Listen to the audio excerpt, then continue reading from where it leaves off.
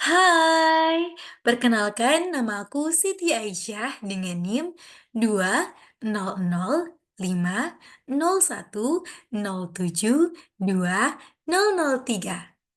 Sekarang aku akan membahas tentang pentingnya komunikasi dalam negosiasi secara singkat untuk memenuhi UTS mata kuliah Teknik Lobi dan Negosiasi.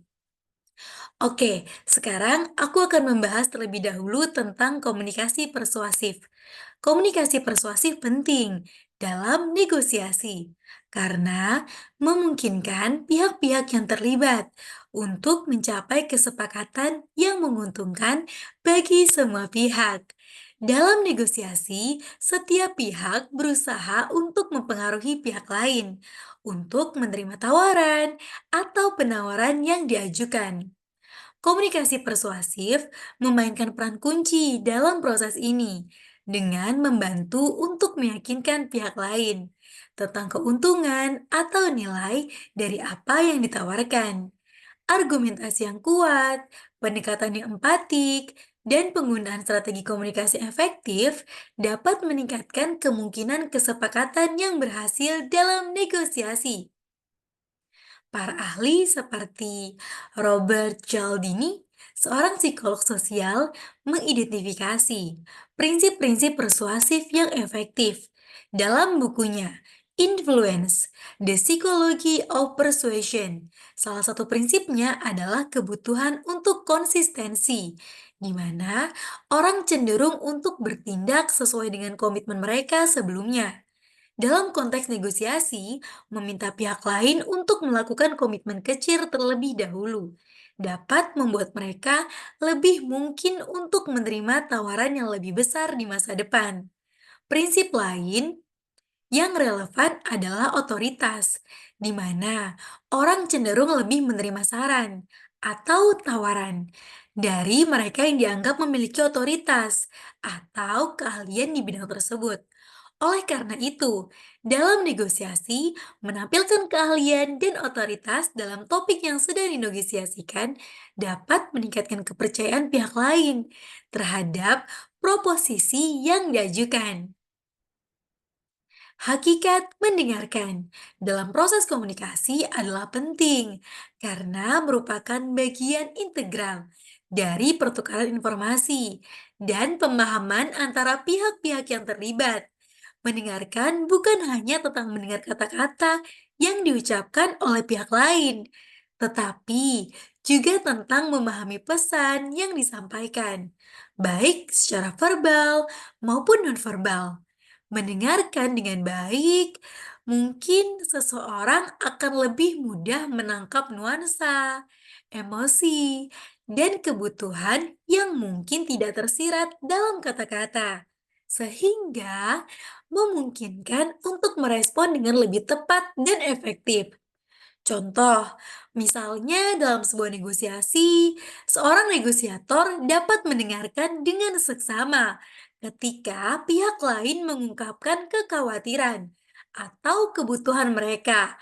Dengan mendengarkan dengan baik, negosiator dapat merespon secara empatik dan menawarkan solusi yang memperhitungkan kepentingan dan kebutuhan pihak lain. Oke, kita akan bahas terkait bentuk lobi. Bentuk lobi ada beberapa. Yang pertama, lobi tradisional merupakan bentuk lobi yang dilakukan oleh individu atau kelompok yang memiliki kepentingan tertentu dan berusaha mempengaruhi kebijakan atau keputusan pemerintah melalui pertemuan langsung, kampanye, atau pengarahan informasi kepada para pemegang kebijakan. Contoh, sebuah perusahaan minyak besar menyewa lobisit untuk bertemu dengan anggota parlemen dan mempengaruhi kebijakan energi yang menguntungkan perusahaan mereka. Selanjutnya, lobi akar rumput merupakan bentuk lobi yang melibatkan partisipasi aktif dari masyarakat umum atau kelompok kecil dalam upaya mempengaruhi kebijakan atau keputusan pemerintah. Ini seringkali melibatkan petisi, demonstrasi, atau kampanye di media sosial. Contoh, sebuah kelompok lingkungan lokal yang mengorganisir demonstrasi untuk menentang pembangunan pabrik kimia di daerah mereka. Selanjutnya, masih ada Lobby Political Action Committee atau yang biasa kita sebut dengan PAC. Merupakan bentuk lobby yang dilakukan oleh kelompok kepentingan khusus yang mendukung atau mendanai kampanye politik untuk mencapai tujuan mereka. PAC dapat memberikan sumbangan kepada kandidat atau partai politik yang sejalan dengan kepentingan mereka. Contoh, sebuah PIC yang didukung oleh industri farmasi memberikan sumbangan kepada kandidat yang mendukung kebijakan kesehatan yang menguntungkan industri farmasi. Selanjutnya, kita akan membahas terkait strategi negosiasi.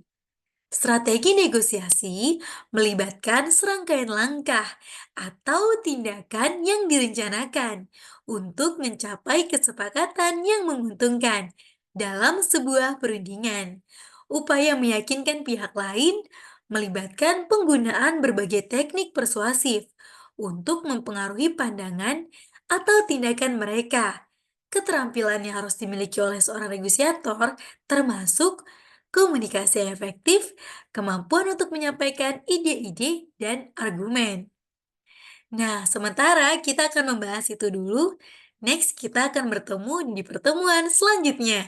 Aku Aisyah, pamit undur diri, and see you next video. Bye-bye!